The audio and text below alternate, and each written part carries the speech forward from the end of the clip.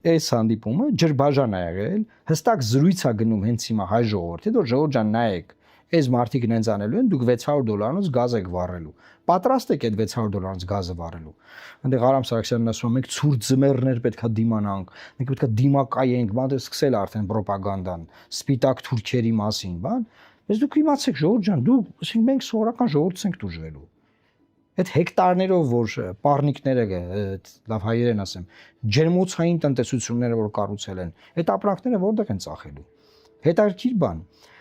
Խովարչուկն ասում է հայկական կողմը մեզ ա դիմել, որ 12 կիլոմետր երկաթգիծը մենք վերականգնենք։ Պարզա չէ, ասենք հայկական կողմը հաշվարկել որ կդիմենք, իրանք փող չունեն պատերազմի մեջ են, կասեն չենք կարա վերականգնենք, կասենք դե որ չեք կարա, մենք ուզում ենք տանք Ղազախստանին։ Ինչի Ղազախստանին։ Որտե ասենք Թուրքիային ուղիղ տալը չի լինի Բաքվին տալ Հայաստանի երկաթգիծը, ասում են դե անուն դրել են Ղազախստան, ասենք Ղազախստանին։ Նայեք վերջին շրջանում Ղազախստանը ինչքան խորը ինտեգրված է Թուրքիայի հետ։ Տանք Ղազախստանին։ Հիմա ասում է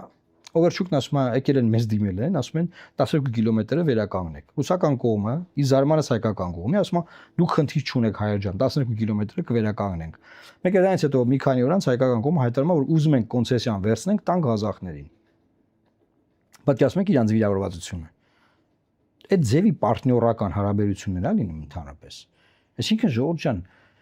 այս ինչ է, այս ինչ ավանտյուրա է, էլի։ Եթե այդպես է մարդկանց ուր եք դիմում ասում 12 կիլոմետրը վերականգնեք։